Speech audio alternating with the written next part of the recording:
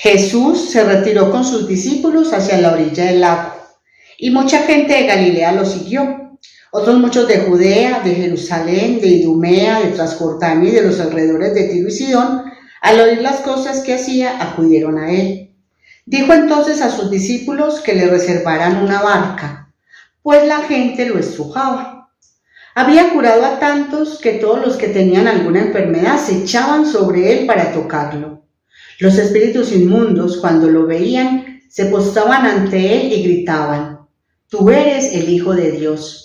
Pero él les ordenaba severamente que no lo publicase. Muchas gracias, Señor, por tu palabra que nos sigue instruyendo, que nos sigue formando de la mejor manera para seguir avanzando hacia tu presencia, para seguir creciendo en nuestra vida espiritual y nuestra vida eterna. Muchas gracias, pues, por hacerte entender y por todo lo que nos das. Regálanos orar como lo necesitamos y aumentanos la fe. Gloria al Padre, al Hijo y al Espíritu Santo, como era en un principio, ahora y siempre, por los siglos de los siglos. Amén. Muy buenos días, hermanos. Reciban un cordial saludo en este inicio de año, con todo el deseo de que el Señor les bendiga abundantemente. Quien les habla, Miriam Janet López, desde la familia misionera Verbum Dei en Medellín. Vamos a tomar nuestra oración hoy con el Evangelio de Marcos 3, del 7 al 12. Marcos 3, del 7 al 12, y la primera lectura que se encuentra en Primera de Samuel 18, del 6 al 9, y Primera de Samuel 19, del 1 al 7. Yo este rato de oración lo titulaba como la riqueza de la sobriedad, porque precisamente esta es la invitación que siento con este texto y que les comparto hoy a ustedes. Y quiero desarrollar tres aspectos.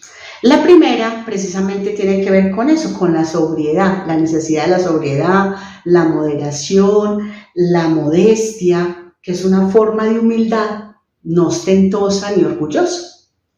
Y lo veía como esa necesidad en medio de todo lo que vamos haciendo en la vida, que nos va llevando a tener cierta gloria, a tener cierta fama, a tener muchos frutos, que nos pueden ir llevando a lo contrario de esta sobriedad.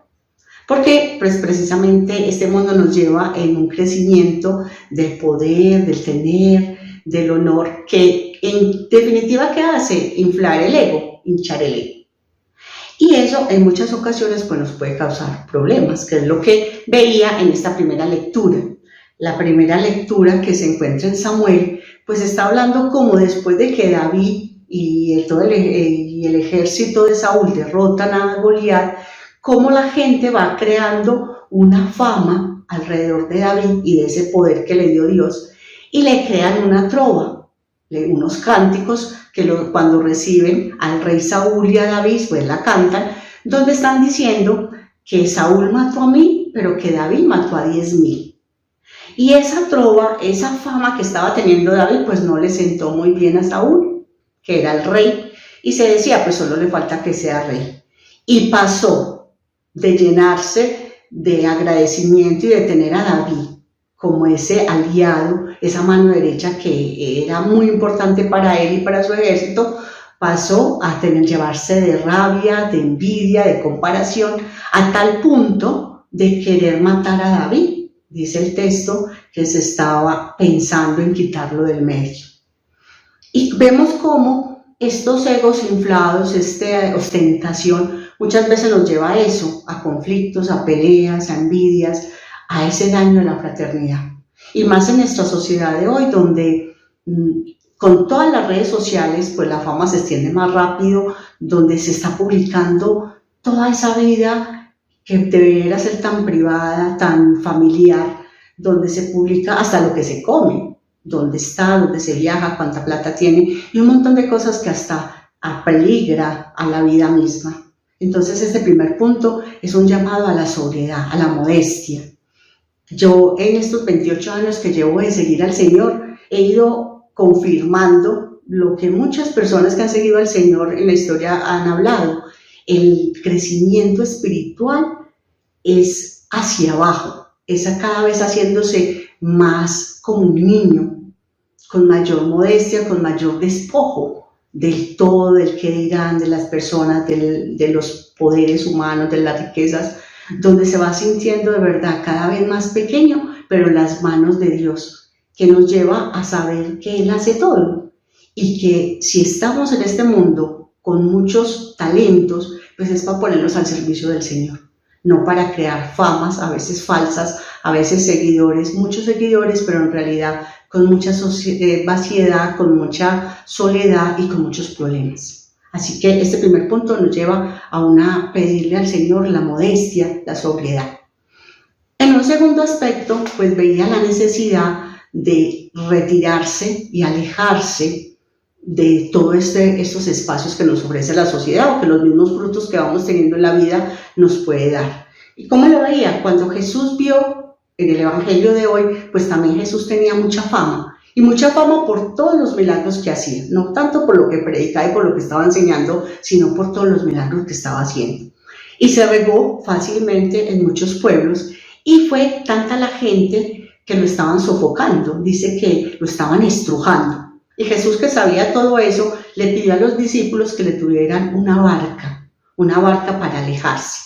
Y venía en mi composición del lugar pensar cómo esa gente encima de Jesús buscando tocarlo para un milagro, cómo lo estrujaban y cómo hasta pues podían tirarlo al lago y la misma gente caerse, armarse un gran problema porque todo el mundo encima pisoteándose, aporreándose, cómo toda esa misma persona se iba a hacer daño. Y Jesús buscaba, pues no porque era un creído, un orgulloso de hacerse el importante, se iba a alejar en una barca, sino también pensando en salvar y en no hacer daño, y que no le hicieran daño a él. Y aquí veía la necesidad de alejarse, de tomar distancia, preparar una barca para alejarse un poco de la orilla, separarse de todos esos estrujones, de tanta bulla, del sofoco, de la carga. Pues me hacía esa invitación a esa necesidad que tenemos de alejarnos, inclusive de esos frutos buenos que podemos estar teniendo en la vida, de éxitos, de ese reconocimiento por las cosas bien hechas. Pues cómo necesitamos tener esos espacios para alejarnos y mantenernos libres del sofoco o del daño que también esto nos puede hacer. ¿Por qué daño? Porque nos hace seguir subiendo el ego, que es el contrario del crecimiento espiritual, y nos puede hacer alejar de Dios, nos puede hacer creer que lo podemos todo y nos separamos de esa necesidad que tenemos de estar unidos al Señor, que realmente es el que lo pone todo. Entonces veía aislarse, tomar distancia, como un ponernos en verdad. ¿Qué es ponernos en verdad? Saber quién soy yo, que no lo puedo nada, saber quién es Dios, que lo puede todo, saber que estamos unidos y que unidos, Él haciendo la voluntad de mí, pues hace grandes obras, porque ha pensado una misión y un servicio con nosotros. Y que más que poder dejarnos ahogar por todas estas ilusiones a veces, lo importante es estar en el camino que el Señor tiene. A mí me ayuda para estar en verdad muchísimo, de verdad, la oración, que es ese espacio a solas con el Señor, pues para poder escucharlo, para poder tener esa intimidad y mantenerme siempre en la verdad, en esta verdad que nos hace caminar libres y con mayor fuerza y mayor claridad.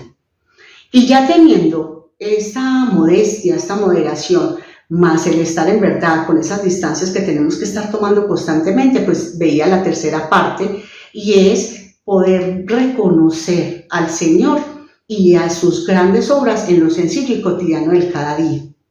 Mucha gente que estaba enferma, que acudió a Jesús, dice el texto, que se abalanzaban, se le tiraron encima tratando de tocarlo.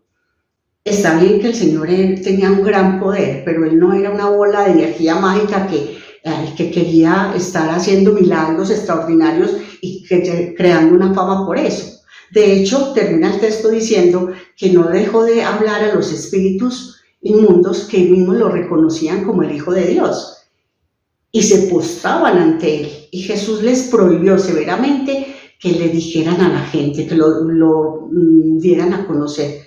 Al contrario de que lo que mandaba a los discípulos, que era que dar a conocer sus enseñanzas.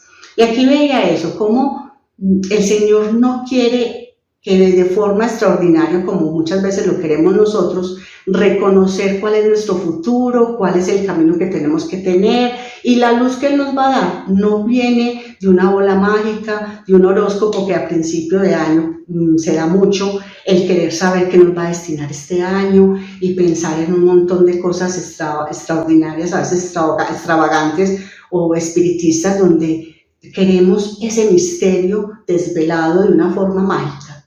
No, el Señor lo quiere y el Señor se da a conocer y nos desvela sus planes de una forma sencilla, de una forma en lo cotidiano, en ese estar con Él en la oración, en el poder ir descubriendo en los eventos, en las circunstancias, en todo lo que vamos viviendo, esos planes que tiene para nosotros. Y eso mismo nos sigue ayudando a crecer en la modestia, en la sobriedad.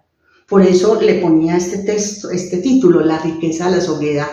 Poder mantenernos en la verdad con toda la riqueza de la compañía del amor de Dios que nos va mostrando el camino y el panorama. Pidámosle pues a nuestra Madre María que nos ayude a mantenernos en esta condición, nos ayude con cada vez más sobriedad y modestia y estar disponible para que el Señor siga haciendo sus obras. Una muy buena oración.